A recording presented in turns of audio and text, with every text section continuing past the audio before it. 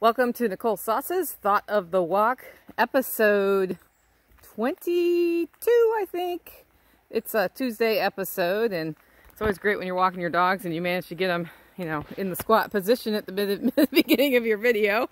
But that's just nature. We're on a walk this morning. It's been crazy weather here with rain and power outages. You can hear that creek is running pretty well.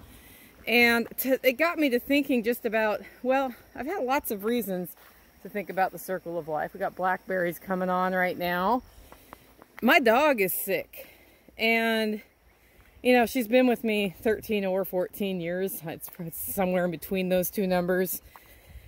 And I know a lot of people have birthdays and birthday cakes. We just love our dogs, and I'm not a big birthday tracker, so that's why I don't have her exact age figured out. I went back on Facebook and looked, but she's winding down, and she could live another year. She could die next week right now with what she has, and we'll know when we know. It's just one of those things, and it makes me kind of sad, really. And we live in a society where people don't give you room to be sad. Like, I tell people my dog is sick. Oh, we have wild cherries. Cool. Now I know where to get wild cherries. I tell people my dog is sick, and they try to make me feel better, and I appreciate it. But, it's part of her circle. And the best support somebody can give me right now is just be like, oh, wow, I hope you're taking time with her, or some sort of well wish. But what I don't need is for somebody to make it better. And we live in a society where we're always trying to make things better, and sometimes you can't. I don't know anybody who has cracked the death cycle that we all face. And if you have, you probably end up with some sort of a weird, unnatural, uncomfortable critter that's living way too long, right? I think in some ways modern medicine's great, but we also let people live beyond what their body really wants to handle. And those last days or months when we're keeping them alive and their body's done, it benefits the people who love the person, I guess, psychologically, but it's torture when in a former era, at some point, the person would have just died because they can't breathe by themselves anymore. And that may seem really callous, but it goes back to giving ourselves room to be sad, right? We keep our animals and ourselves and our loved ones alive as long as we can because we don't want them to die. And that's understandable. It's because we don't want to have to experience that sadness. Wow, check this out. That's some big thorns that could pop tires. We want to keep them alive, and we don't want to give ourselves space to grieve. And so what happens is somebody passes on. There's a bunch of I'm sorries, and then you're supposed to go on with life. And in one sense, it's all natural. It's part of the cycle. You do need to go on with life. Your loved one wants you to go on with life.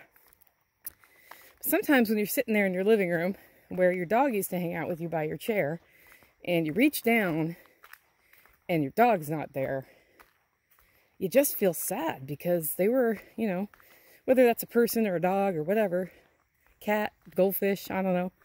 Hopefully you're not reaching down and touching a goldfish by your chair. When you reach down and they're not there, you're sad. And I can say the best thing you can do at that point is just be sad. Think about things that you have enjoyed with whoever's missing. Think about how you wish you could do one more dog walk. That's why we're doing a dog walk this morning. I don't know if she'll be here in a week, but I know she's still able to walk right now, and she loves going on walks. Maybe write about it. Maybe write a song about it. Maybe talk to somebody about it who you trust, who isn't going to try to fix it for you. And if you're the person getting that call or that cup of tea request, and somebody's sad about their loss or about anything, listen before you try to fix. Ask them, do you want some advice, or do you want some coaching, if you have coaching or advice? But know that some things can't be fixed. And what people need to process is time. Time to talk about it. Time to miss whoever they miss. Time to work through how they want to deal with the pain and the sadness. And it's kind of a funny thing. The sadness we get in our lives is also beautiful. When you let yourself feel that, it helps you find strategies to take the next step forward and the next step. And you remember fondly over time who you're missing. And you figure out, you're able to contrast. In those times when you're happy, you're like, wow, I remember 2 weeks ago when I was really sad. Today I'm really happy. And then you enjoy the happy more because there's that contrast. So today I was just thinking about the circle of life, looking at all the, we're at that time in the summer where stuff gets ripe. This is the dog who's sick. Hi, Sage. She's still happy, see? She's pretty sick. Just thinking about that circle of life and how we always give time to the beginning of the circle.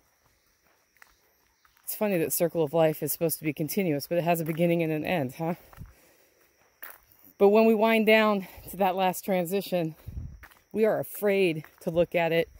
We're afraid to give time to the end.